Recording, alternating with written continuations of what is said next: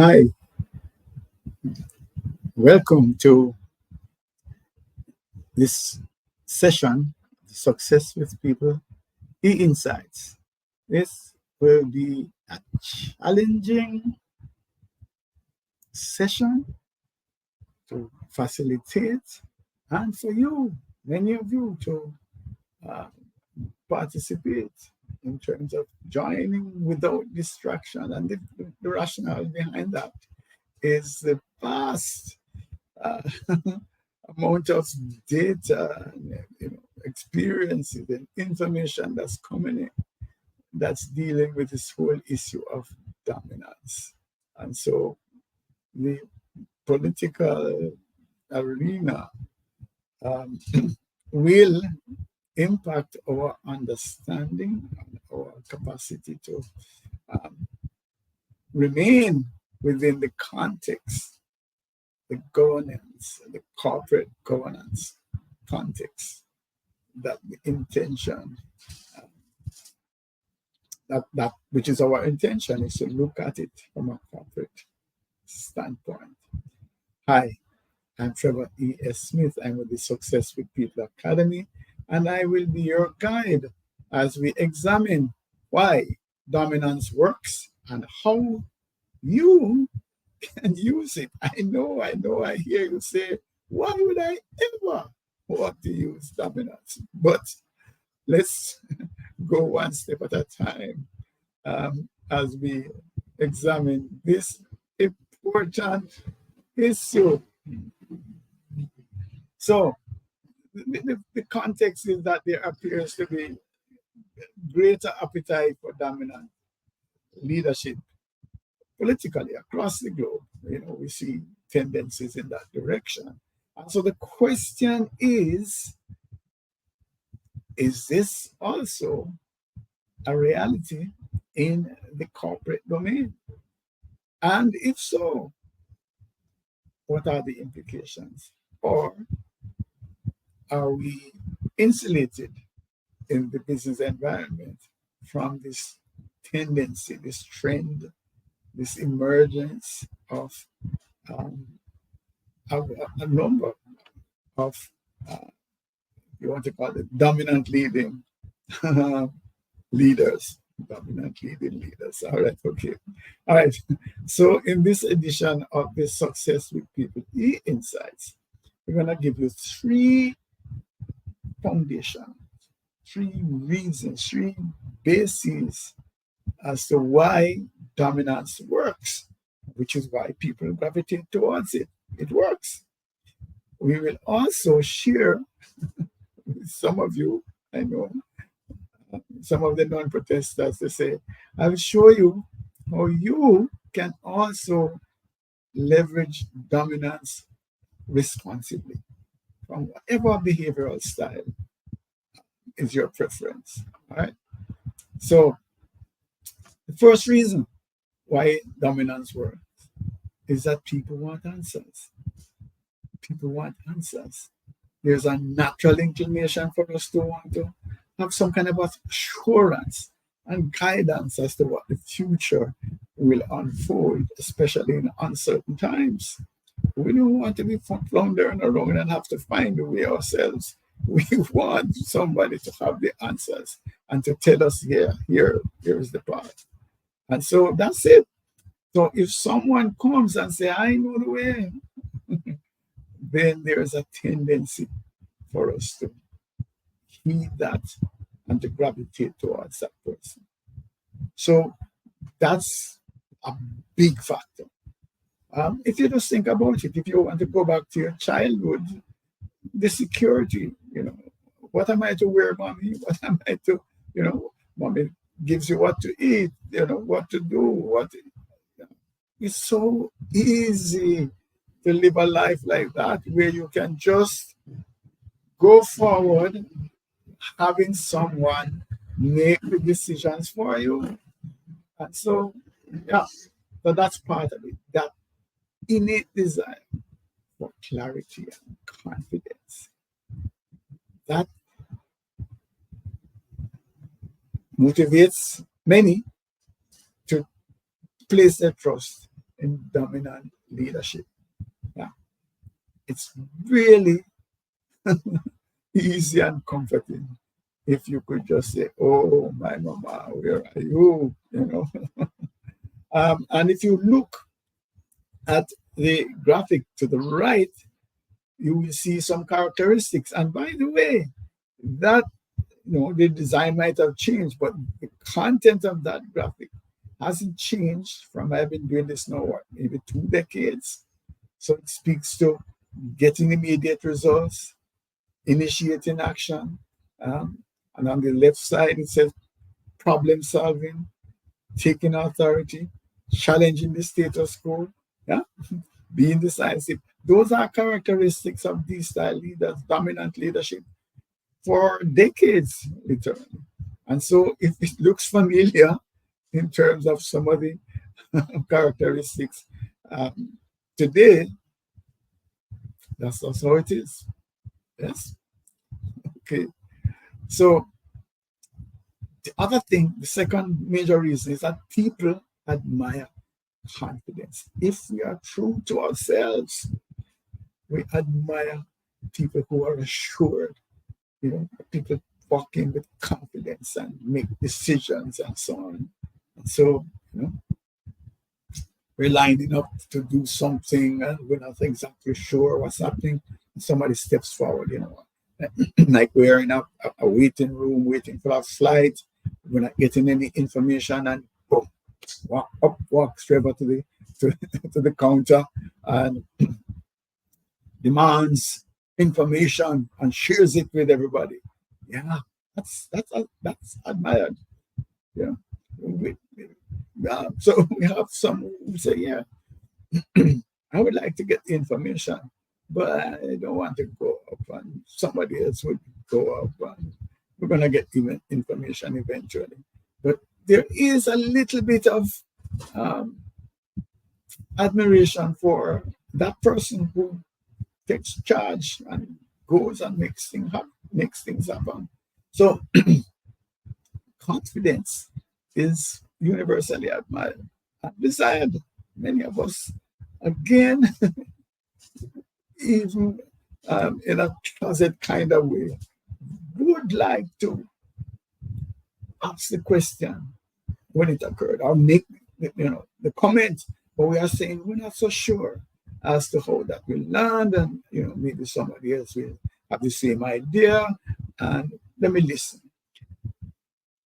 But there's a little piece that would want to be able to step forward, or put up your hand, or make the comment, or make the suggestion, or take the opportunity that we kind of step back from.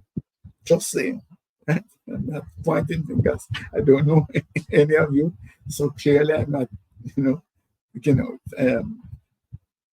pointing out anyone. But if you look again at the graphic to the right, if you look at some of the characteristics, another set of characteristics of this style behavior dominance.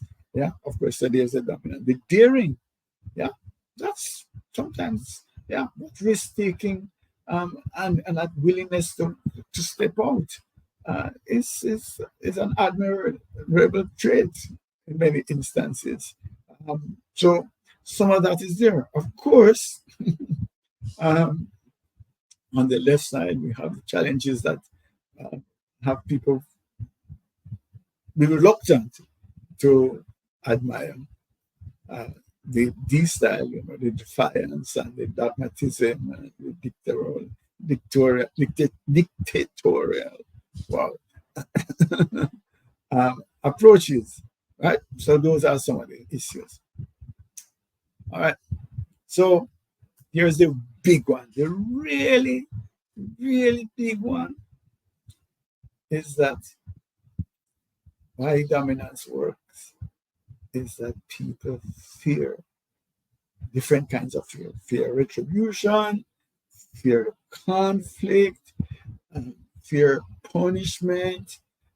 They just don't want to get on the wrong side of a dominant leader.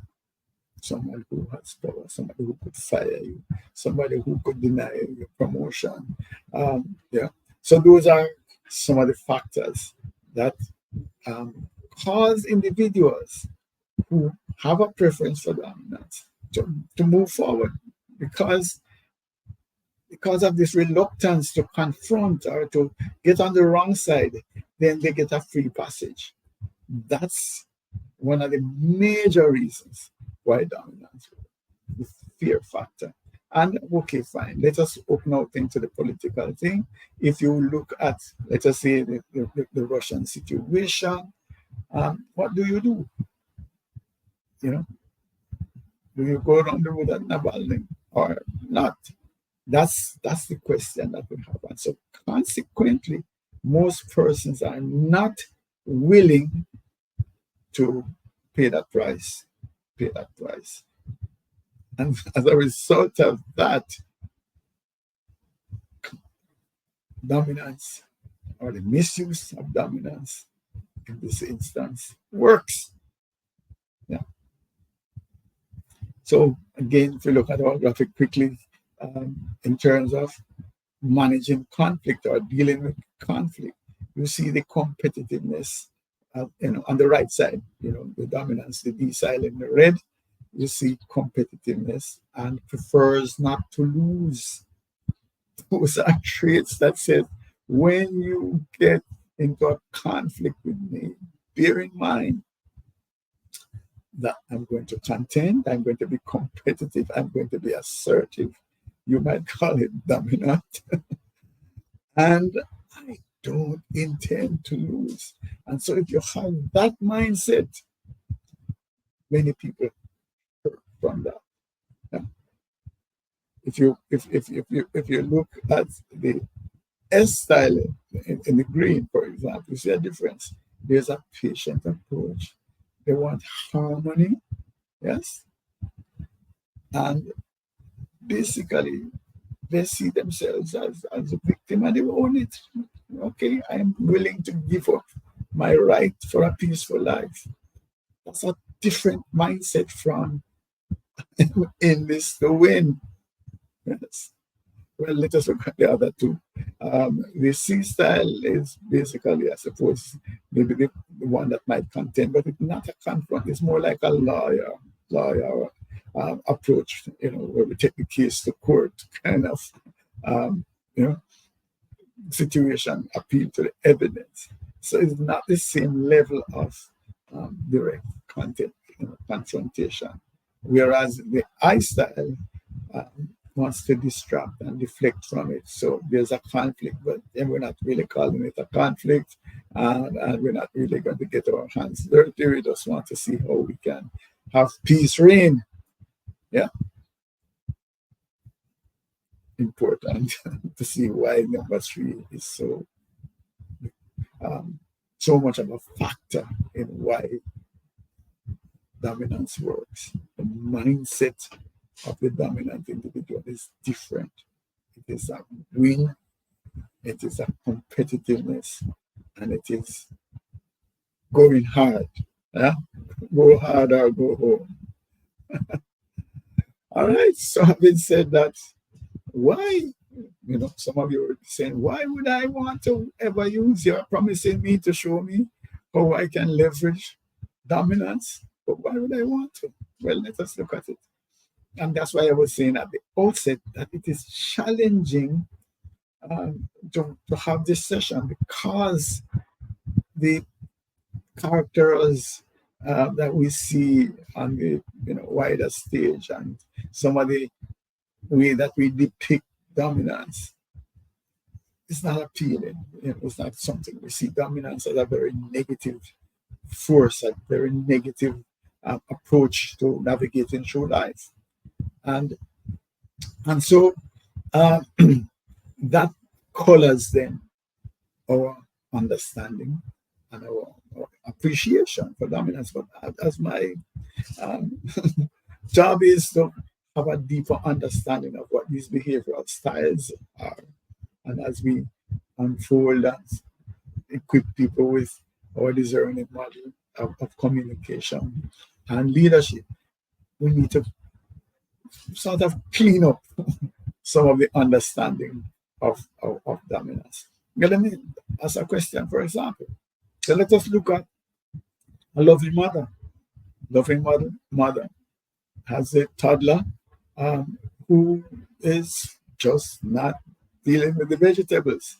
And the mother says, "You're not getting up from this table until you have had those vegetables. And by the way, if you take too long, then your device is also going to be impounded."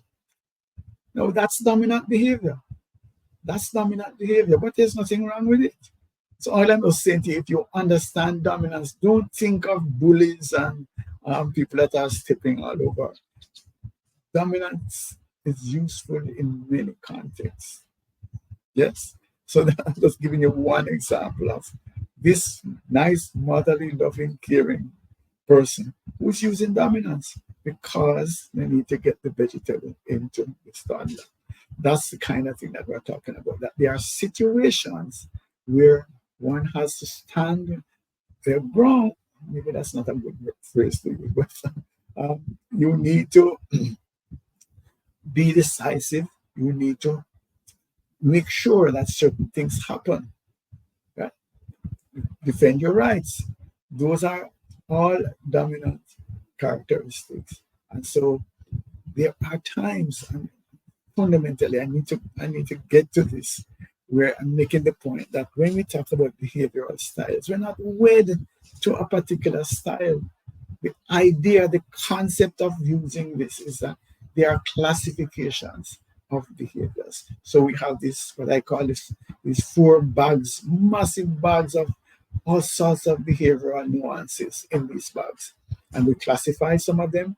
One bag as dominance, another bag as influence, another bag as steadiness, and another bag as conscientiousness. And within each one of those bags are hundreds and hundreds of behaviors.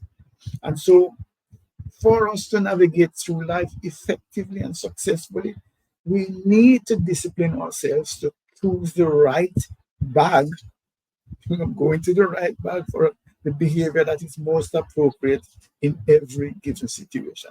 That's where success lies. That's how we actually are going to champion ourselves as interpersonal relations gurus, where we can actually get to the point where we are going into the right bag and selecting the right behavior for every situation. It doesn't matter what our preference is, but if this situation calls for holding firm so that Junior gets his vegetables, then I'm going to move from my S and go into the D toolkit because that is what is required. Yes. So just wanted to make it clear. So continuing along that line, it is crucial to recognize that dominance is merely a behavior. And I want to go deeper now to say to you, sometimes people speak in terms of the behavior and mix it up with their personality. Your personality includes the behavior, but it involves a lot more. Your personality includes your gender, your race, all sorts of different factors. Age, education, where you live, all of those factors go into your personality. Your behavior is just a choice of action at a particular point in time. And so therefore, just like you could change clothes, you could go into your closet and put on a white blouse or a white shirt, and then in an hour's time, you put on a black shirt. That's how easily you can change your behavior because it's a choice of action in response to a given situation. So if we understand behavior in that way, then you can see how easily it would be for us to move in or out of dominance. Yes?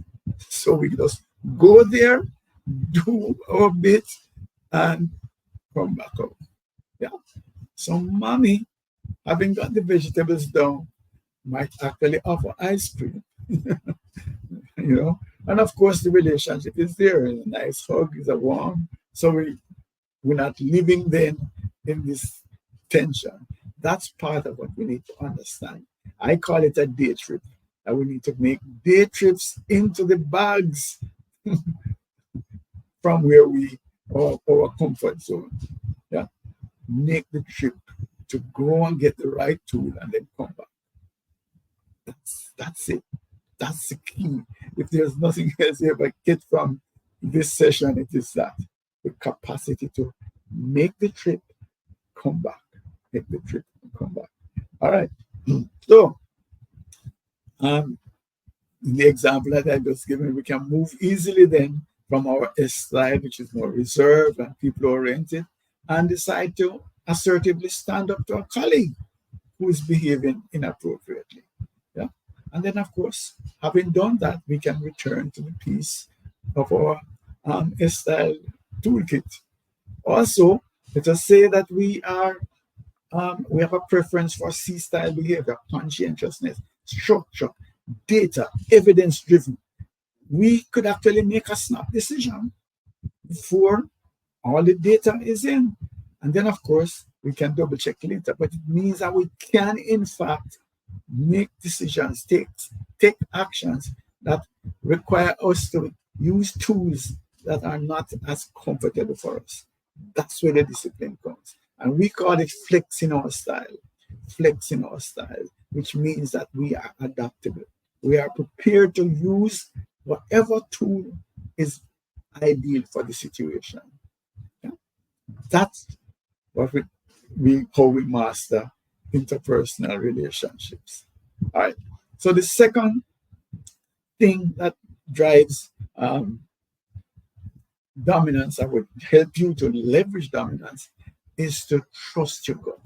One of the keys to dominant behavior is decisiveness, is a willingness to make the decision. Call it. Make the decision. Thinking fast on your feet. Those are characteristics of dominant behavior. And a lot of us stand back and we're rational, we're sanguine, we say, listen, we don't have all the answers. Suppose we're wrong. That kind of thinking is not uppermost in the mind of these style individuals. These style individuals back themselves to make the right decision based on their gut, based on their experience. Here's a mantra.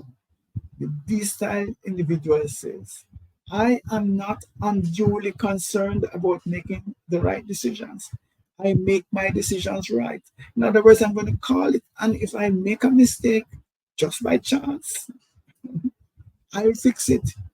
So while we are there now, going through Kevin and high and I'm not sure, I make the decision, and if it isn't right, I fix it and I'm gone. That's the difference. Now here is the key. You are smarter than you think. You have more answers than you think. And I'm going to prove it. I'm going to ask that you conduct an audit of your decisions. Just think about some of the decisions that you have hesitated on. Whatever it is that you have some hesitation, some doubt about, recall what the first instinct was. When the thing came up for you to make a decision, what prompt came to your mind as to this is the right direction or this is the right thing to do? And what I'd like for you to do then is to go through and do the data, the collect information to see how many times was that first instinct the right move, the right decision. And if you can do that, I think you'll be shocked to see how right your gut is, how right that first instinct is. And if you do that, then you will be more comfortable stepping up, making those decisions, because you are getting it right more than you think. All right, let's move forward here. And then the other big secret of this style behavior is that confidence, that assured countenance, that assured behavior. So you're in a conversation and Trevor is pounding the table and speaking more loudly than everybody else. Does Trevor really have that much of a better grasp of the data, of the information? No, but that approach is a winning approach. People will be called by this, people will respect it because you sound as if you know what it is that you're saying. Yeah? And you say it often enough, people will start to believe you. That's part of what it is that we have. No, let me just say this very quickly before you run away. Yeah. I'm not suggesting that you lie, no, that you pretend that you know when you don't know. I'm not going to attack. But here is a confident, even if you want to call it assertive, alternative. Yeah. What you could do is manifest what I'm calling assured truth telling. So, for example, you could say, listen, I don't have all the answers, but I am deeply convinced and confident that together we can find a way that works. Did that sound confident? Yes. I don't have the answers, but listen to me. Listen to me. I am assured. I am very confident. Together we can find the answer. Does that sound confident? It's a different approach to, well, I don't know. It's a very complex matter. And I'm not so sure. It's a different perspective. So, which one do you think is more appealing, compelling to others? Yeah. So, it's the same statement. I'm not sure. I don't know. But I'm sure that there's an answer. It's that kind of approach. So, that's not so hard to do, really, when you think about it. So, it also beats the holding back, let me not so sure, whatever it is that self-doubt that is holding you back.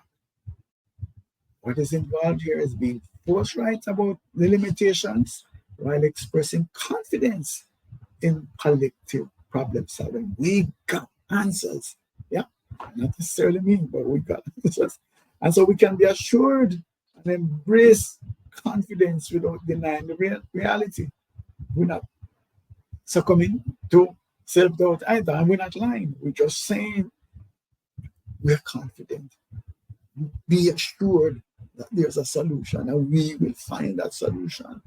I'm not saying that I'm the savior. I'm not saying that I have all the answers, but I'm still presenting a positive image. So the question is now, are you ready to unlock the full potential of your team and elevate your leadership skill to new heights? I want to invite you today to, sometimes we do this in these insights, these sessions that we actually throw out an invitation um, to where we empower individuals and organizations to thrive using our discerning model of communication. So here is the invite. I want you to have a consultation. Here it is, and I've written it in the chat. It meetings.hubspot.com/Trevor-Smith4. And what that is just set up an appointment, a consultation. No cost. We just talk to see, is there something that we can do to assist you or your team to move to the next level. I also want to share who we are. In case you're coming for the first time, we are the Success with People Academy, and we are a division of the InfoServe group, and we deploy our discerning model of communication and leadership. And we are franchise holders for behavioral DNA assessments from Extended Disc on the Revolutionary Things platform. If you're not yet seeing the Things Playground, again, that's something that you could ask me just to show you. That is an experience in terms of understanding where behavioral assessment has gone with the Revolutionary Things platform. That's an interesting time, spend a half an hour and I'll show you some stuff. We are also a technology boutique. where our spike, strategic performance improvement, and knowledge enabler is there, multifaceted solution that includes an e-competency framework, fully developed competency framework, which we can deploy, of course, easily and modify for your circumstances. So yeah, either go to the HubSpot invitation. Let me show you that again quickly, which is meetings.hubspot.com/Trevor-Smith4, or simply send me an email, info@successwithpeople.org. And remember, we have a lot of content. For a couple of decades now, I've been flooding cyberspace with content. So a lot of stuff is actually on LinkedIn in terms of our Success with People newsletter. There is a Leadership DNA Club on LinkedIn, which we invite you to join. And then there is the YouTube channel where we store all of these sessions. So it's extended disk solutions/videos on YouTube. So I want to thank you for your time. And just run back quick for those who came in late. So we're looking at dominance and why dominance works. And one of the things that we're saying that make dominant work is the whole question that people want answers. People want answers. Just if you go back to your childhood, mother made all the decisions for you. Life is beautiful if you can find somebody who knows the way and confidently feels as if they can have an answer. Yeah, takes away that responsibility from you. And these style leaders project that they have answers, they can solve the problems, and they know the way forward. Right? The other thing is confidence. People like and admire confidence quietly, even though we say arrogance and dictatorial and some other. But there's a little piece of somewhere in there that we would love to be able to be a little bit more confident ourselves, and to be the one who goes up to the counter and solve the problem for all the people that are waiting. That's something that there's a little piece of us that admire that. So that's another one. And the big one, fear. Oh my gosh, fear. I just don't want to get on the wrong side of this person because of retribution, punishment, and no, it's best to just leave it alone and just avoid. But that then opens the door for the person to exploit the situation. All right? And then I pass over the question as to why you don't want to. Dominance, I'm showing you why dominance is useful. For example, I spoke about the toddler and the vegetable. And mother is there, loving, kind, warm mother is saying, you're not leaving this table until you have consumed all the vegetables. That's dominant behavior. All right. And so we can use dominance responsibly, understanding there's a difference between behaviors and personality. Our behaviors are part of our personality, but our behavior is closer to how we dress, whatever colors we wear, whatever design we put on. We can do that as easily, or we can change our behaviors even more easily than we can change clothes. So we can actually move into a situation, deal with it, and come back to our preferred behavioral style. So that's part of it. So we want to flex our styles and then trust our guts. One of the attractions of these style behaviors, the decisiveness, the willingness to make decisions and to call it as they see it. We can do that if we just double check and see how often our initial instinct was right. Then we should actually be able to call it, act upon that instinct, since it is so right so many times, and then model assurance, be more confident. And it's not faking it. I'm suggesting that you can be assertive, but yet still in a controlled way. So I'm calling it assured truth telling. So yes, you're saying, yeah, I am assured that we have answers, all right, and move forward. So that's it. And remember, please send me, um, just click on the link and it will set up the meeting and everything. Things are time, and the meeting invitation will be there. meetings.hubspot.com/TrevorSmith4, or send me an email at successfulpeople.com. Thank you very much.